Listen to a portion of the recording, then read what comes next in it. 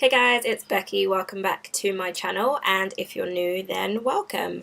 I make videos helping you guys to make money online with eBay dropshipping, so subscribe if you want to see more videos about that, and check out my channel to see the videos I've already done. This video is going to be a little bit different because I'm just going to be talking about some ideas, goals, and going through some things that I've changed in my business recently and why. So I mentioned in a video back, I think in February, that one of my goals for this year of 2018 is to have a 10k profit month through my eBay dropshipping store. And I purposely put that goal out on YouTube just for kind of accountability purposes. I have actually had a few people ask me, how's that coming along in terms of getting towards it? So I'm glad I did, but I just feel like I need to provide an update. And I haven't done like a profit report or an income report where I went through each of the costs I had. I haven't done one of those recently. I will start doing them again. They're very time consuming to put together, but I will start doing them just so you can get an idea of the business costs individually rather than just the overall number. So I have set the goal to have a 10k profit month in the year of 2018. And most likely I'm expecting that to happen during Q4, which is the Christmas selling period. So it is the beginning of June now, which is scary because we're basically halfway through the year. And I find what's been happening with my store is that I've kind of plateaued at a point where my monthly profit is around £3,000 a month. For those of you in the US or outside, that's about just under $4,000 a month profit from my eBay store. And some people might say, oh, that's good, and some people might say, oh, that's nothing. For me, it's good. It's more than I used to earn working full time. The not issue, but the thing about it is that I know I don't put 110% into my eBay business. It's ticking along, the sales are still coming in, and so I still work on it every single day, like every single day. I have not had a day off, but I don't work on it as hard or as passionately as I did when I first started because it just ticks along. I have a VA who lists for me. I list too. I'll talk a bit more about her in later on in the video. But yeah, it just kind of ticks along, and I think at this point it's just that it has that momentum that with very minimal effort it's gonna make me about £3,000 a month. And that is fine. Like I said, it's more than I used to make at my full-time job in London. So to me, that's good. But not that I'm comparing myself to other people on YouTube, but in comparison to the people who I look up to, who I'm friends with on YouTube, who I socialise with, Mark from DS Genie, Paul from Paul J. Lipsky, I think his channel is now, they obviously making a lot more than I am, which, not to say that's a bad thing. I like the fact that I'm kind of the bottom of the bunch, because it's much better to be the bottom of the bunch than to be like the smartest person in the room or the most successful person in the room, so to speak. So I like having them as kind of a benchmark so I know what I can aspire to. Also though, the reason why my channel is called Broke to Boss Girl is because I wanted to document this part of the journey with you guys, because everybody else on YouTube is kind of making $10, $20, $30,000 a month as normal. So I do appreciate that I get to share this part with you guys where I'm like, I'm making a full-time living. I'm making more than I was making at my 40-hour-a-week job. But I'm not making what most of the YouTube eBay dropshippers are making. I know I'm making more than most eBay dropshippers because most people just do this kind of part-time. But yeah, so I think it's interesting just to share this part with you guys and let you guys know how I'm getting on. I'm happy with it for the moment, but I know I could be doing better, and that's what this video is about. So at the moment, I probably spend, or have been spending for the last few months, maybe 2 hours a day on my eBay business, sometimes less. So yeah, to me, when I look at it, I used to do 8 hours a day at a job for less money than this, and now I'm doing 2 hours a day, sometimes 3 hours a day for more money than that. So that's how I've been justifying it in my head. But that's no excuse, because I have a lot more hours in the day that I could be putting into this business to reach my personal goals. So what I want to talk through is some of the things that I'm implementing now that will allow me to scale the business up. And it's not necessarily that I'm just going to work more hours to make more money. I'm changing my processes so that my business can scale up and not necessarily be a time for money exchange. Trying to think of ways that I can get the business to grow, or just go through a kind of a growth spurt and then maintain it with the less hours once it gets to that level. Hopefully that will make sense. So these are the things that I'm doing with my business now, that I have been doing in order to achieve my goals. So the first thing I have done is really change the way I think about my business, and stop thinking about it as a small business and start treating it as if it is already a large business. Treating it like it's a business that does make 10k a month. And the way I was running my business before, I was micromanaging a lot of things that I just didn't need to be anymore. I think I needed to be in the beginning. So easy example of that is some of you guys will have seen a video I did where I showed how I track my profits. And in that video I said, at the end of every day, I know exactly how much money I've made on eBay, because I was going in, I was putting in all of my sales for the day, how much it had cost me, and I had my spreadsheet. I'll link that video for you guys so you can see what I'm talking about if you haven't seen it. And that was good in the beginning, because obviously you want to make sure that you're making money, you want to make sure that you're doing this right before you scale up. But my business is at the point where that doesn't make sense anymore. And so I've changed the way that that works, and this ties into my VA. When I was coming up with ways to get her able to process the orders in the easiest way, I came up with a kind of a spreadsheet formula. In eBay, you can download your orders from eBay in the file exchange area. So I could just download them and then give her the orders. I set up a spreadsheet where I dump the orders in.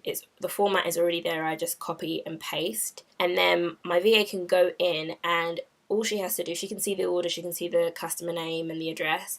She needs to type in the cost of the item when she goes to place the order.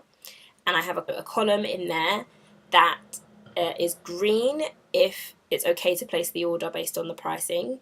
And if she types in the price of the order at Kmart, for example, as she types it into the box does a calculation that works out whether it is a profitable sale or not. And if it is, the formula I have in there basically says, if this is going to make more than $1 loss, turn red. If it makes a profit or a little bit of a loss, less than $1, stay green. So it's just this box that she sees, and when she types in the price, the box is either green or red, and she knows whether she should place the order or not. But yeah, that's just one example of something I thought of thinking ahead. How are we going to place orders? What if the order isn't profitable? And if those of you who run in the business, you know, sometimes the price changes or something's changed, there's software glitches where it wouldn't be profitable, and obviously I wouldn't want her placing the orders.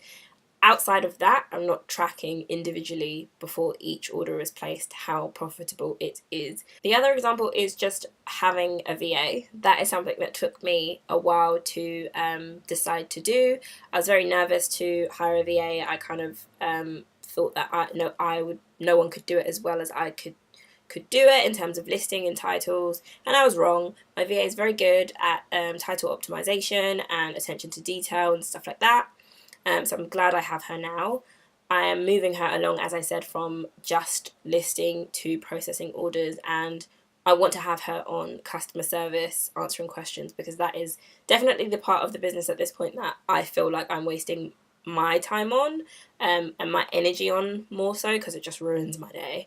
But I honestly would like to focus a bit more on listing than I am on customer service, just because I think that's where I have the biggest impact. So yeah, that's the structure of it at the moment. I only have one VA, but I plan to increase that definitely. The next thing that I'm doing is using my listing / tracking software, which is Hustle Got Real. I talk about it all the time. The link is always in the description of my videos.